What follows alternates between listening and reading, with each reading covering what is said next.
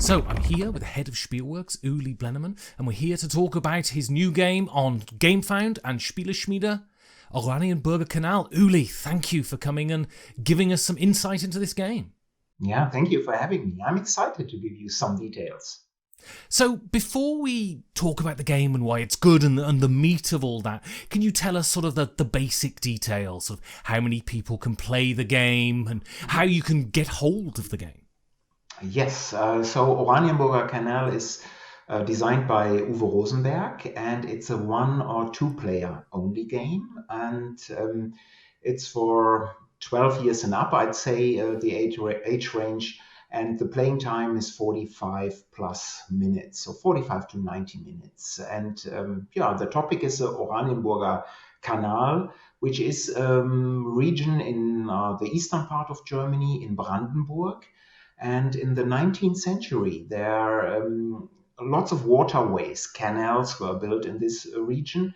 And of course, these waterways attracted industry. And that's what we are experiencing in the game.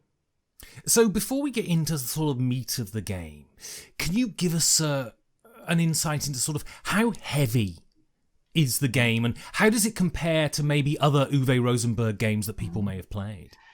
Yes, so mechanically, if you see the rules, the game isn't really that complex. It's definitely a gamer's game, so expert level, I'd say Kenner. In Germany, we say Kennerspiel or expert level. And but the game is very tight. Some other Uwe Rosenberg games, like Feast of Odin, are more like a sandbox. You have lots of options and can go that way or this way. But in Oranienburger Kanal, each and every action you're doing matters. So it's very, very tight. And so Uwe Rosenberg's games always have a sort of a link to industry. What are the kinds of industries you're building up in this game? Yeah, industries, we are represented by cards in the game. So when you take an industry, a card, and put it on your industry board. And these industries can be basically anything. This can be a rail depot. This can be an iron depot, but these can be also structures. These can be the like a castle. Anything is possible. And these industries, they cost, of course, resources, but they will also generate prestige points, which are victory points in the game. And so, can you give us an overview of the action board? Because from what I've read of the game is very tight when it comes to actions, and you have to be very sort of judicious in what you do every turn. Yes, there's a central action board that is used by both players, and it has 7 different spaces where you can buy resources, where you can buy industries or gain routes, which are also very important in this game. But there are only 5 action discs in the game, so in per round. So one player has 3 actions per round, the other 2, and then it switches, so back and forth. So, and per action space on the action board, there can be only a single disc. So you can also block actions from the other player. And 2 action spaces won't be used, but it's really very important. And you have to watch the other player too, what he needs to take the action that you need at the right moment of time. So this is what I mean. This is a very tight game. And so I read an interview with Uwe Rosenberg talking about this game, and he talked about the basis of it was built around Le Havre and building your own buildings, but he said he wanted sort of more interactivity between the buildings. So how do the buildings work in this game, and how do they interact with each other? Yes, absolutely correct. Yes, it has some Le Havre connections for sure, this game, but in Oranienburger Kanal, you place the card, the structure, the industry on your industry board in a spot, and it will later possibly be scored twice. First, when it is completely surrounded on all 4 sides by routes, There are four different routes, types of routes in the game. So we have passes, we have roads, we have railways, and we have also, of course, canals. So each industry, each card is scored first or once when it is surrounded. So, and the card will have some positive effects and, of course, also give prestige points for endgame scoring.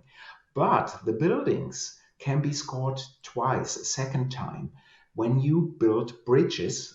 They are wooden in the game across a route on the industry board. So you are basically connecting two two cards, and then you can score a second time. And this makes this game a lot more interactive. And of course, if you have a shipyard as a structure, as an industry, then of course it makes sense to have canals close by. You can build it anywhere, but of course it won't score a lot of points in this way. And so also another thing that people may be familiar with from playing Ora et Labora or Glass Road is the resource wheel in this game. Can you give us an overview of the resource wheel and what that does and how it works?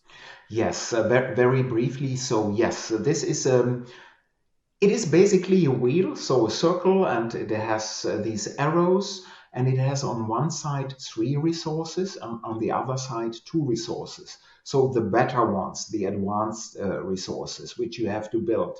And per turn, one time you can, for free, you can rotate the resource wheel counterclockwise, but you can, if you pay for it, you can do it in additionally. And of course, it means if you move it counterclockwise, the resources on that type will move and on the other side as well. So this is a very simple system. You can have more of the advanced resources while having less of the standard ones. So this, in my opinion, is, although it has, as you said, done before, it's a very fresh and good mechanic.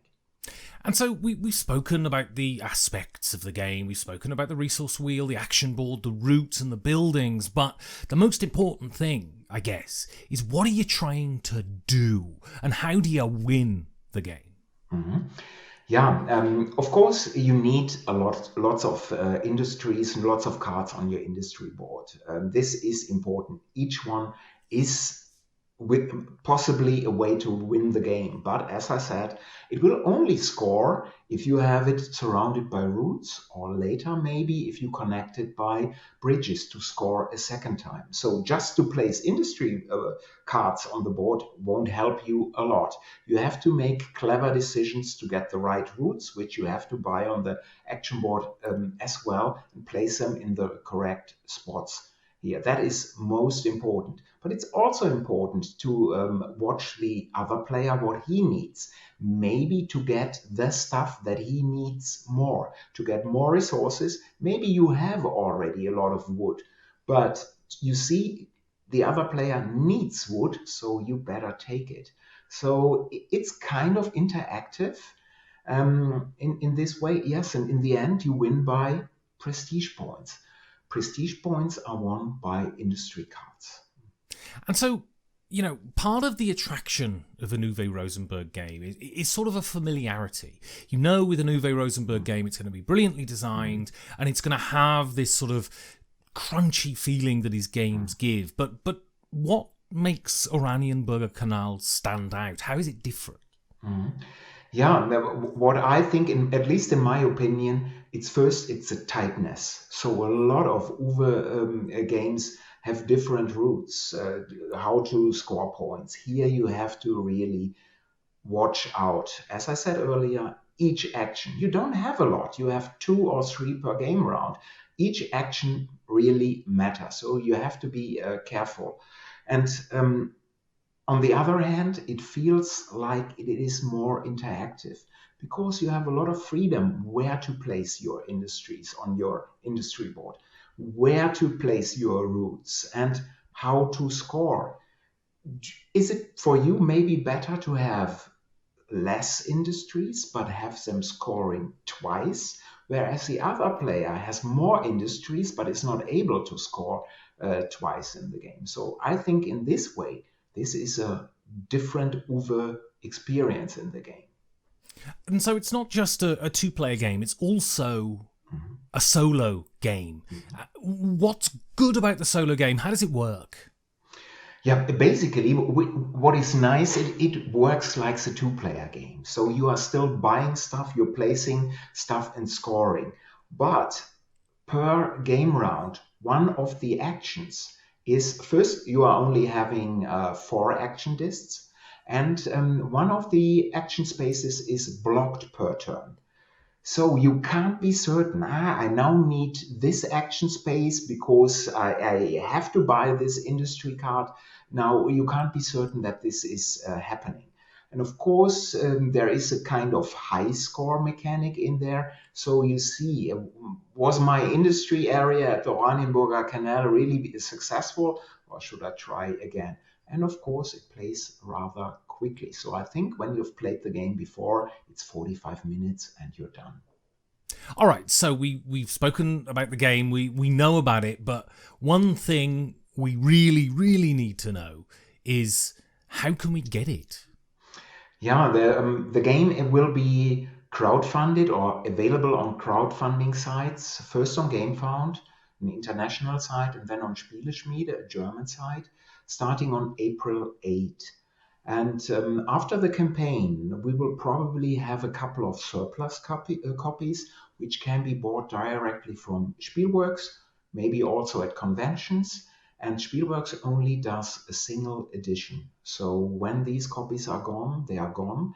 It may be, of course, that there are license partner later, but this is not certain, of course. And so April 8th is the start of the campaign. How long does the campaign run? And if all things go smoothly, when can we expect to get the game in our hands?